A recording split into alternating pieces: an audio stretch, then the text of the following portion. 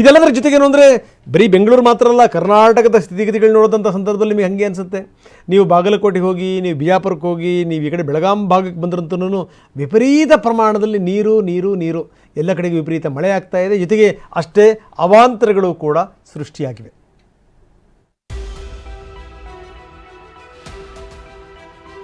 ₹1,000-2,000 ಪರಿಹಾರ ಕೊಟ್ಟನಂತೇಳಿ ಅಲ್ಲಿ ಕೂತ್ರ ಸರಿಯಲ್ಲ. ನಮ್ಗೆ ಶಾಲೆಗೆ ಪ್ರತಿದಿನ ಬರ್ಬೇಕಂದ್ರೆ ಭಾಳ ತೊಂದರೆ ಐತ್ರಿ ಸರಿ. ಈ ರೀತಿ 2 ಟ್ಯೂಬ್ಗಳನ್ನು ಕಟ್ಟಿರ್ತಾರೆ. ಒಂದು ಭಾಗದಲ್ಲಿ ಮಕ್ಕಳು ಕೂತ್ರೆ, ಇನ್ನೊಂದು ಭಾಗದಲ್ಲಿ ದೊಡ್ಡವರು ಕೂರ್ತಾರೆ. ಆಸ್ಪತ್ರೆಯಲ್ಲಿನ ರೋಗಿಗಳು, ವಿದ್ಯಾರ್ಥಿಗಳು, ರಸ್ತೆ ಸಂಪರ್ಕ ಬಂದಾಗಿ ವಾಹನ ಸವಾರರು, ಬೆಳೆ ಕಳೆದುಕೊಂಡಿರುವ ರೈತರು, ಮಳೆ ಅವಾಂತರಗಳಿಗೆ ಕೊನೆ ಮೊದಲಿಲ್ಲ. ನಿನ್ನೆ ಒಂದೇ ದಿನಕ್ಕೆ ರಾಜ್ಯದ ಹಲವೆಡೆ ವರುಣಾರ್ಭಟದಿಂದ ಜನ ಸಂಕಷ್ಟಕ್ಕೀಡಾಗಿದ್ದಾರೆ. ಜೀವ ಭಯ, ಆದ್ರೂ ಟ್ಯೂಬ್ ಮೇಲಿದ್ದಾರೆ. ಪೋಷಕರು ದಂಡಿಯಲ್ಲಿ ಹಗ್ಗದಿಂದ ಎಳಿತಿದ್ದಾರೆ. ಕಿತ್ತೂರಿನ ನಿಂಗಾಪುರ ಗ್ರಾಮದ ಹುಲಿಕೆರೆ ಹಿನ್ನೀರಿನಲ್ಲಿ ನಿತ್ಯ ಶಾಲೆಗೆ ತೆರಳುವ ವಿದ್ಯಾರ್ಥಿಗಳಷ್ಟೇ ಅಲ್ಲ, ಜನ ಕೂಡ ಹೀಗೆ ಸರ್ಕಸ್ ಮಾಡಬೇಕಿದೆ. ಊರಿನ ಜನರಂತೂ ಅಧಿಕಾರಿಗಳಿಗೆ ಶಾಪ ಹಾಕ್ತಿದ್ದಾರೆ. ಇಲ್ಲೊಂದು ಸೇತುವೆ ನಿರ್ಮಾಣಕ್ಕೆ 20 ವರ್ಷದಿಂದ ಮನವಿ ಮಾಡ್ತಿದ್ರು, ಯಾರೂ ಗಮನ ಹರಿಸ್ತಿಲ್ಲ. ನಮ್ಗೆ ಶಾಲೆಗೆ ಪ್ರತಿದಿನ ಬರ್ಬೇಕಂದ್ರೆ ಭಾಳ ತೊಂದರೆ ಐತ್ರಿ ಸರಿ. ಅದಕ್ಕೀಗ ಹಿಂಗೆ ಒಂದು ಬ್ರಿಡ್ಜ್ ಮಾಡಿಕೊಟ್ರೆ ಭಾಳ ಚಲೋ ಆಕತ್ರಿ. ಒಂದು ಅಧಿಕಾರಿಗಳು ಬಂದಿದ್ದನ್ನ ಗಮನಿಸಿ ಒಂದು ಬ್ರಿಡ್ಜ್ ಮಾಡಿಕೊಟ್ರೆ ಭಾಳ ಚಲೋ ಆಕತ್ರಿ. ಈ ರೀತಿ ಟ್ಯೂಬ್ ಮೇಲೆ ಕೆರೆ ದಾಟುವುದು ನಿಜಕ್ಕೂ ಅಪಾಯವನ್ನ ಮೈ ಮೇಲೆ ಒಡ್ಡಿಕೊಂಡಂತೆ. ಸ್ವಲ್ಪ ಇದಕ್ಕೆ ಏನಾದರೂ ಹಾನಿ ಆದರೂ ಕೂಡ ಇದರಿಂದ ಗಾಳಿ ಹೋಗುತ್ತೆ, ಹೀಗಾಗಿ ಅದು ಕೂಡ ಅಪಾಯ.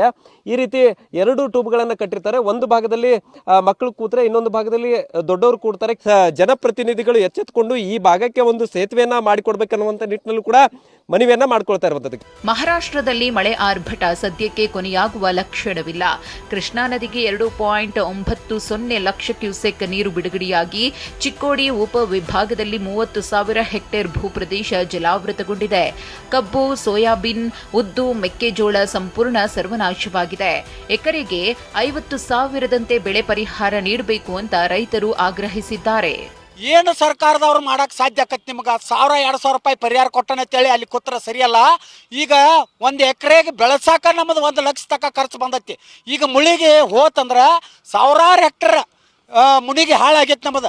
ನಿನ್ನೆ ಸುರಿದ ಮಳೆಗೆ ತುಮಕೂರಿನ ಗುಬ್ಬಿ ತಾಲೂಕು ಆಸ್ಪತ್ರೆಯಲ್ಲಿ ರೋಗಿಗಳಿದ್ದ ವಾರ್ಡ್ಗಳಿಗೂ ನೀರು ನುಗ್ಗಿದೆ.